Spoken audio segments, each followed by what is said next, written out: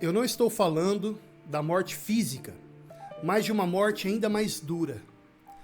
Porque a morte física é inevitável para todos nós. O que dói de verdade é a morte da causa, da ideia, ou a queda daquele ídolo que representava tudo isso para nós. E quando aquilo que abraçamos como propósito de vida simplesmente desmorona, a gente pensa: nossa, mas eu depositei tanta esperança nisso, investi tanto tempo, tanto recurso, não posso deixar isso morrer.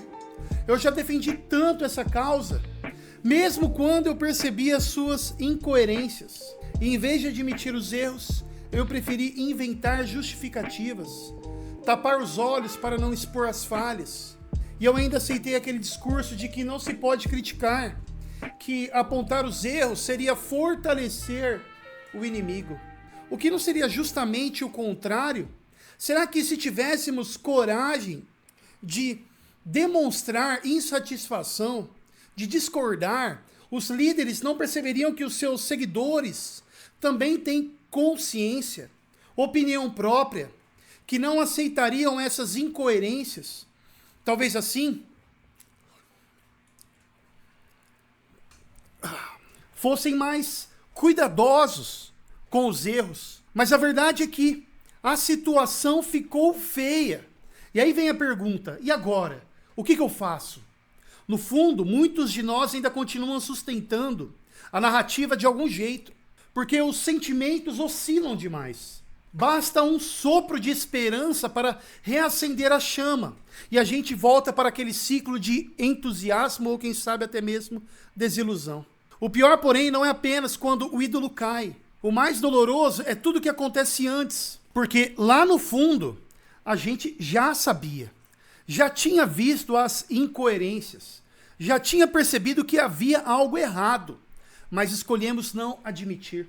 Fingimos, criamos desculpas, nos enganamos, e esse auto-engano nos aprisiona.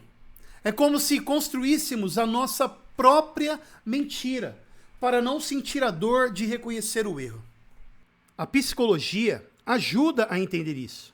No livro Mistakes Were Made, But Not By Me, os autores falam da dissonância cognitiva, quando as nossas crenças batem de frente com a realidade. O cérebro entra em crise e, em vez de aceitar o erro, nós inventamos justificativas para continuar acreditando. Eles vão chamar isso de autorreconciliação. Na política e na justiça nós vemos isso o tempo todo, né?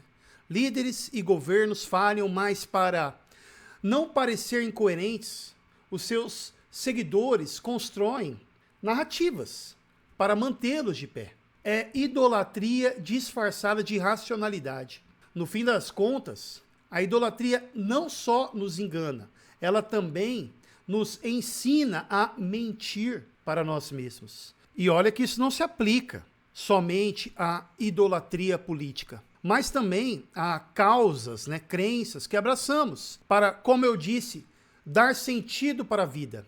Uma causa pela qual lutar. Seja um movimento Red Pill, seja o feminismo para as mulheres, o veganismo, música, esportes. Mas nós sabemos que nada mexe tanto com os ânimos hoje em dia quanto a questão política, né? Em um mundo repleto de informações, guerra de narrativas. Você já percebeu como a gente se sente perdido quando aquilo em que acreditávamos com tanta convicção simplesmente desmorona? Pode ser um líder político, uma figura pública, uma causa social, até mesmo um artista. E quando esse ídolo morre, seja literalmente, ou seja, caindo em um escândalo, ou revelando as suas falhas, o que fica é um vazio. É como se o chão sumisse debaixo dos nossos pés. João Calvino dizia que o coração humano é uma fábrica de ídolos. Em outras palavras, nós estamos sempre tentando colocar algo no lugar de Deus para dar sentido à vida. Talvez seja por isso que tanta gente transforma a política em religião. Não enxergam apenas um partido ou candidato, mas um Salvador, um Messias. O problema é que nenhum ser humano suporta esse peso. E quando esse ídolo cai, a reação costuma ser dolorosa. Uns entram em desespero, nada mais vale a pena. Outros apenas trocam de bandeira e correm atrás de um novo ídolo, acreditando que dessa vez vai ser diferente. Mas o ciclo se repete e no fim, tudo isso é vaidade. E a pergunta inevitável é: o que acontece com você quando seus ídolos morrem? Porque cedo ou tarde eles morrem. Todos morrem. E aí o coração continua buscando algo que dure, algo que não decepcione. O mais complicado é que essa idolatria, ela acaba até distorcendo a nossa forma de analisar os acontecimentos.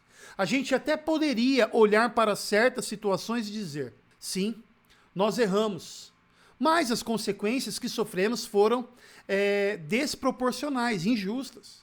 Ou ainda perceber que muitas vezes acusamos o outro lado de atitudes que nós mesmos também cometemos.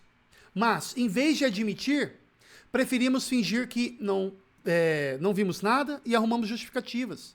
Não percebemos também que também desumanizamos quem pensa diferente e que do nosso lado não há extremismo.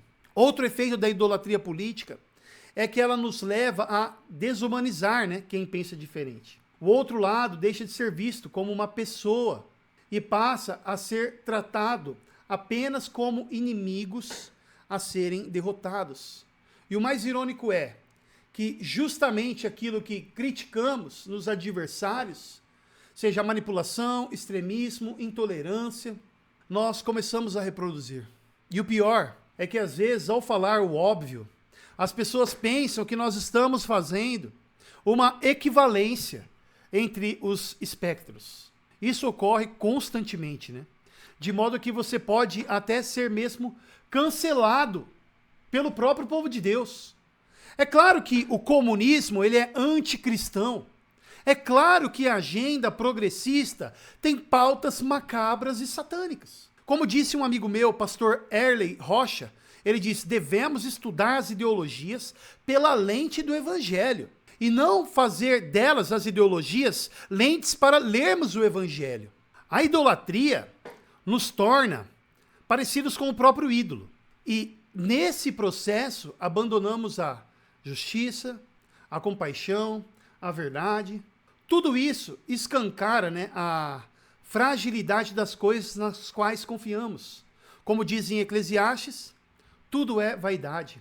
Passamos anos defendendo causas, partidos, crenças, narrativas, e no fim percebemos que tudo era como vento, impossível de segurar.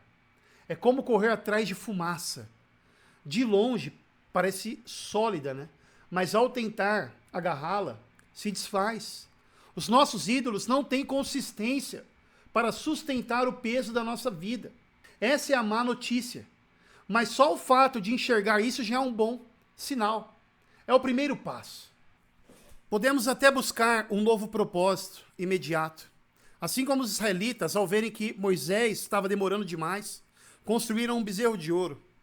Mas cedo ou tarde, descobriremos que também não é duradouro. Então surge a pergunta inevitável: se até os nossos melhores líderes falham, se até as melhores causas se corrompem, onde está afinal a nossa esperança? Onde encontrar algo que não caia, que não morra, que não decepcione? Essa atenção, ela é necessária porque nos obriga a olhar além do humano, e perguntar: existe algo ou alguém que seja digno de receber a nossa confiança total? A boa notícia é que existe um caminho fora desse ciclo.